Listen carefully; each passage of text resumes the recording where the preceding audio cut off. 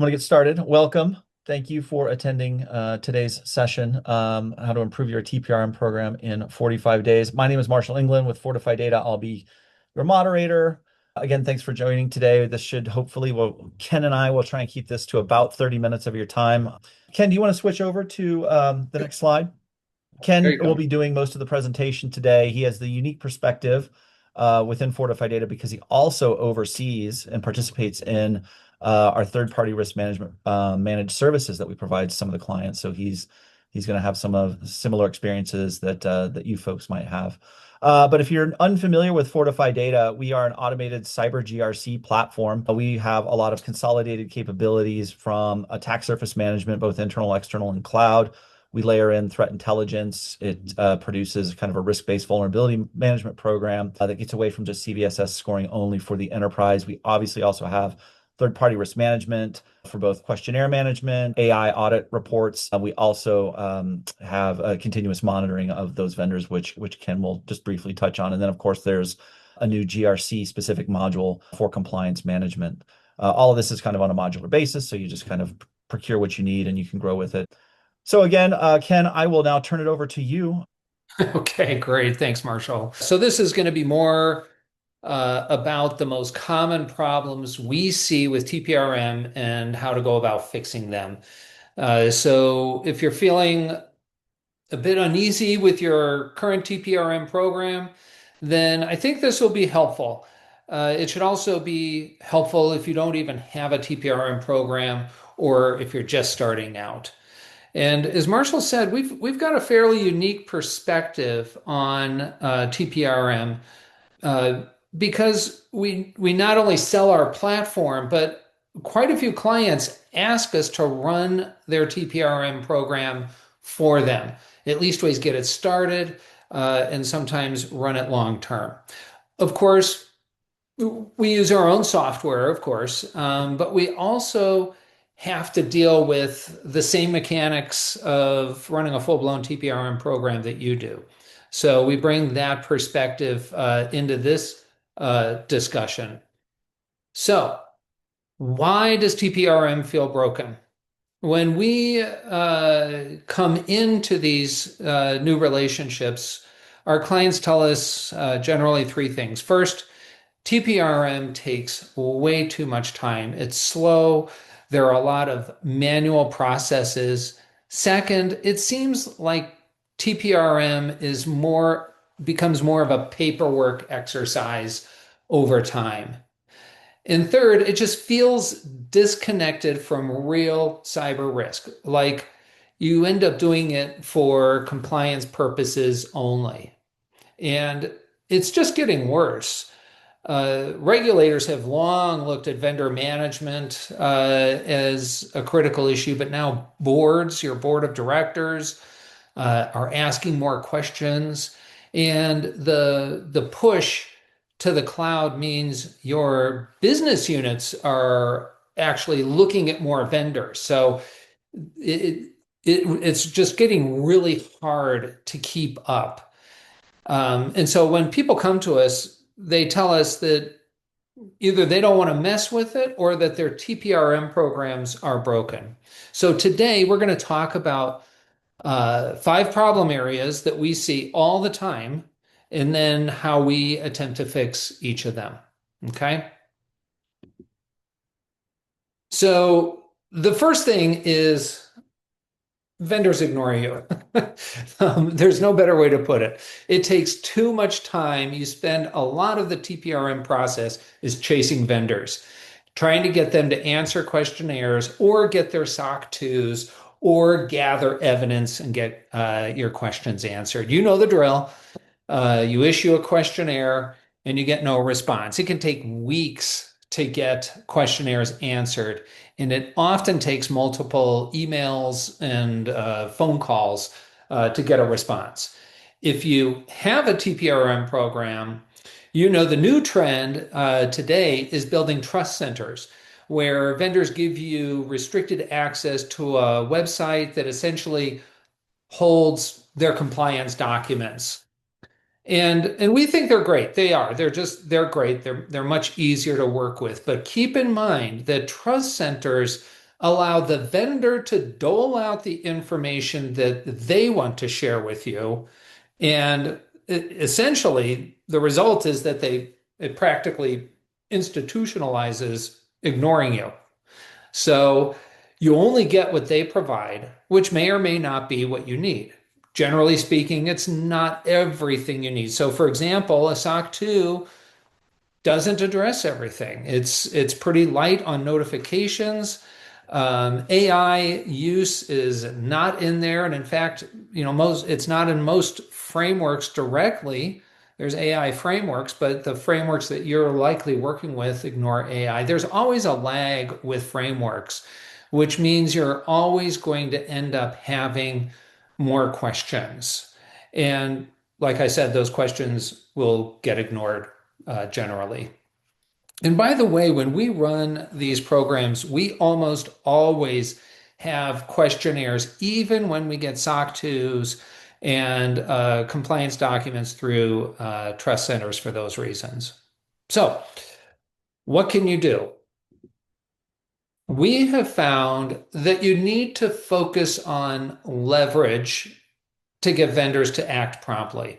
Now, there's two things to think about when you consider leverage with your vendors. First, you have to know the contract dates.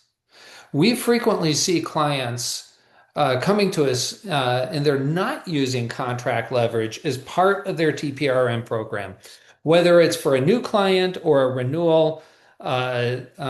You should be asking your questions before you sign or renew that contract. Figure out and track when the contract ends, and then back up a couple of months, and then go to the vendor and say, we're not buying or renewing until you answer these questions. That will get you a quick response. And it makes all the difference. But you have to know when that contract date is, and you have to use it. The second thing, just to make note of, is to consider leverage is that you don't always have leverage over some vendors. Think about Microsoft. They will never answer your questions in any authoritative way. So don't even try. We don't try. We don't send them questionnaires to the really big infrastructure type vendors. We get their SOC and whatever else they provide off their trust center. And Microsoft's trust center is pretty good. But we base our decision just on that. And that's just for the big infrastructure type companies. You just need to get the documents, you need to review them and accept, most likely you'll have to accept what they give you. For those big companies, then what you need to do is manage the risk strictly through your own resilience against any failures that they might have. Yeah. So, I was going to chime in and say, yes, a lot of the big companies have really great trust centers. It's like pretty much every document that you'd ever want, and it pretty much stops there. One of the other tricks, there's obviously the concept of looking at Microsoft as a vendor, and then within FortifyData, there's the concept of looking at Microsoft as a supplier, meaning there's specific services they provide to you, which can be monitored, what we call in-scope assessments, that takes away from the overall large vendor review, but on a continuous service review, that you generally have a point of contact there that you can flag issues with. But I don't know if there's room to expand on that here, or if you've got that yeah, somewhere else, Ken. I'll bring it up again. Okay. We talk about scores and the actual direct assessments, because those in-scope assessments are really important for those big companies. So, okay, so that's the first thing that we do is work leverage into the relationship and into the program, the TPRM program. Once this issue is related, once you get answers, um, they often feel fake. They answer yes to most everything, and they don't provide any details other than maybe some reference to some broader generic policies that you need to sift through. And of course, if you have follow-up questions, um, again, you're going to end up chasing those vendors. So um, to get better responses to your questionnaires, we changed the questionnaires. People frequently design questionnaires strictly around vendor criticality, and it's a good idea. Critical vendors get detailed, longer questionnaires. Medium vendors maybe get something a little shorter, or less frequently, and so on. But what we have found, the solution to getting them to answer and get good answers is it's really a matter of mutual respect with the vendor. We've found that tying a questionnaire to the type of company matters almost as much as the criticality of the vendor. So, for example, let's say you have two critical vendors. One's a software company and the other's a service company, a consulting company like a CPA or a lawyer.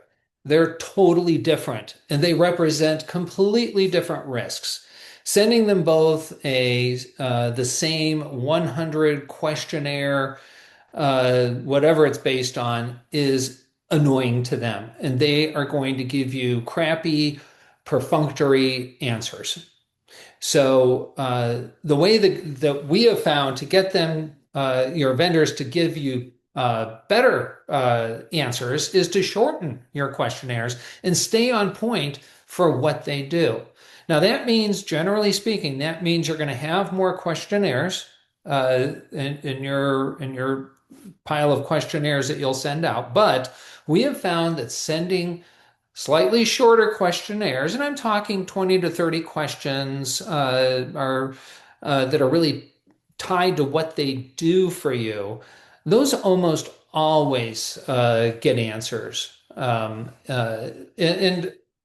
also keep in mind, you don't want to send a unique questionnaire to every vendor. That's not manageable. Plus, you lose some of the real data benefits of standardized questionnaires. What I am saying is to consider both criticality and the service type with your questionnaires. And when we do this, we typically end up with around 6 to 8 distinct questionnaires, based on this. So, question 3, now you've got everything. And we move into the review stage. Uh, Problem 3 is all about the time it takes to review whatever the vendor has sent you. So let's assume you get a SOC 2, plus maybe you've sent them an on-point questionnaire. This is what we do. Um, if your questionnaire is designed right, it should be pretty easy for you to review it. But a SOC 2, man, get ready, set aside some time and get ready for some really focused, quiet reading and concentration. There are so many highly paid and overworked security professionals spending hours reading SOC 2s. And it's a pretty high level thing. It's hard to push down to junior people.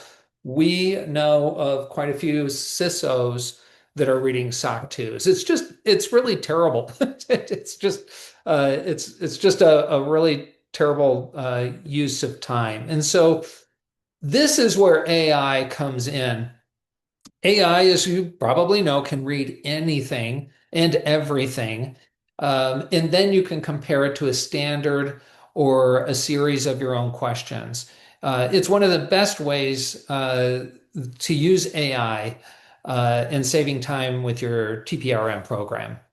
When you use AI, you're just looking at the failures. So you weed out all the things that they're good at that aren't necessarily highlighted. And you're just looking at gaps and exceptions in the SOC 2.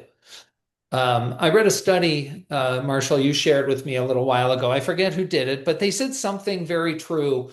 People people pretty much stink at reading hundreds of pages of details and pulling out nuanced problems. But we are really great at thinking through particular risk and deciding how to mitigate it. Mhm. And that's the point that you want to get and use AI to get you there. Um, uh, It should provide you confidence on what's good and give you details on failures. Now, if you do this, be sure that you set up a business account in one of the LLMs like ChatGPT or whatever, so that the data is not shared and that it's kept private to your organization only. This will keep you clean with your NDAs, with your vendors and contracts, and so on. Okay. Now, just I'll put this is my only slide to talk about Fortified Data, really. We do this. We would love to have you as a client, but you can do certain things on your own. We do this type of AI that's already built into the program. And it does more than just read a SOC 2. It actually audits the SOC 2 against the common controls. And we think the audit capability is really far more important because it shows gaps in what the vendor's program does against specific common controls, rather than just highlighting exceptions and providing you with a synopsis. And my last comment would be that it does work with any framework, not just SOC 2. It works with NIST or CIS. And in fact, you can take any document and audit it against any framework. So you can take a SOC 2 from a vendor and audit it against NIST if that's what you want, and it will give you those gaps. Yeah, just real quick, we've been starting to hear back from clients that have been introduced to this in a beta and kind of in a soft launch towards the end of last year. And they were initially ecstatic and curious, and then rightly so by their personality, a little bit concerned about is this actually going to catch everything? So what a few of them have done is they did side-by-side comparisons with one of their analysts reviewing the same thing and looking at what the AI does. And they've concluded that it came up with the same conclusions that their analysts would have done, but in the fraction of the time. So kind of like one of the stats there previously, this is allowing a lot of our clients to get through more vendor reviews more quickly, because I think one CISO for a university had stated, it came to the same conclusions I did, but in a fraction of the time, and it found things I wouldn't have been looking for. And it flagged them within this dashboard area so that you can kind of go down and look for your yellows and your reds and see what exactly it is. So what was taking some analysts kind of 60-70% of their time is now down to like 2 to 10% of the time, depending on the thoroughness of the information they have from the vendor. So again, if review is a time sink, a way to reclaim some of that time is through the leverage of the AI auditor. Mhm. Thanks. Okay, enough about that. Problem four relates to scores. Now, scores have a really bad reputation. We do a score, but they have a bad reputation overall, and it's deserved. Why? I think they were oversold in the early days. Scores alone are not a really great predictor of breaches. I think we tend to use scores incorrectly. And we all know plenty of vendors that have great scores, but they still get breached, right? Trying to predict a breach through scores, in my mind, is a fool's errand. And yes, we can and have you can extrapolate indicators and get lucky. We have done that, and other TPRM platforms have done it too. But it's not really prediction. It's more playing the odds. Over time, you will get it right. So the big thing is when one of your vendors gets breached, the first thing everyone's going to ask is, why didn't we see this coming? And there are ways to use scores for this. So for our service clients, there are two ways that we think the scores really help. A single score that is bad with a smaller vendor, that's probably a bad sign. And perhaps you should stay away from that vendor, or at least ask more questions. As Marshall said, some of the very large companies, Microsoft, AWS, they've got tens of thousands of external IPs. If you look at them, they're going to have a bad score because they're doing all kinds of stuff that's exposed. And so we do allow you to scope down that environment to the applications. Somebody else, they're in banking and they use a vendor that has multiple products. Well, you can look just at the products, and that's a good thing. So you can scope things down. That's really important. Um, Smaller vendors, if they've got a bad score, it's a bad sign. But more important than anything, I think, is the trend in the score. Score trends are great at highlighting changes that you don't know about. And changes are where risk happens. If a vendor, and we see this, if a vendor has a good score for months and then it suddenly drops, well, that's a bad sign. And you should probably dig deeper into it to find out what's changed. People move, focus changes, they buy somebody and they just get distracted, whatever. Um, Now, of course, this means two things. First, the score needs to be based on factual data. First generation score systems use publicly sourced artifacts. You may have been subject to this. They are dated, sometimes just outright wrong. In cybersecurity, accuracy counts, and you can get accuracy with scores. And you should know what that score means and where it comes from, and even create your own score. The second thing using trends is that it means you have to look at the scores regularly. Otherwise, you won't see the trends. So if you do that, your score review process will mean a lot more. And so finally, the problem number 5, at the end of all this work, many teams still feel uneasy.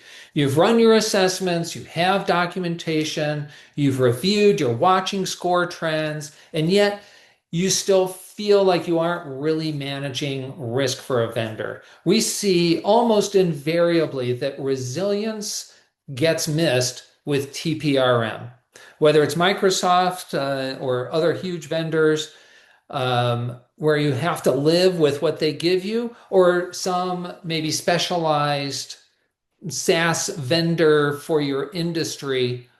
We see many companies and TPRM programs not understanding or taking the time to figure out what they will do if a vendor fails.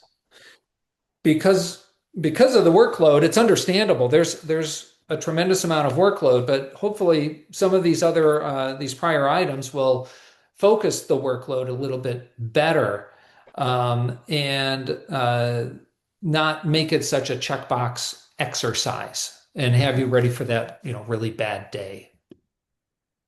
So, of course, we think you need to thoroughly understand what you will do if there is a breach, right?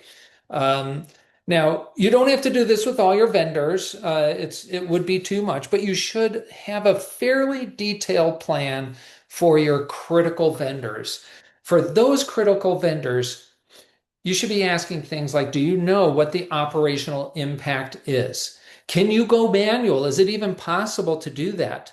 Is there a kill switch for the data? Who's immediately impacted? Is it customers or is it the accounting team or HR? There's a big difference depending on the data, the regulations that they're dealing with and that you're dealing with, whether you have the kill switch or whatever. So resilience is really the ultimate outcome of a good TPRM program. So you have to understand what you'll do on those really bad days when a critical vendor gets breached. You should not wait for your incident response team to do this. If you're on the incident response team, this is a great way to build this into the incident response plan. But just keep in mind, resilience is really the goal of a good TPRM program. Mm-hmm.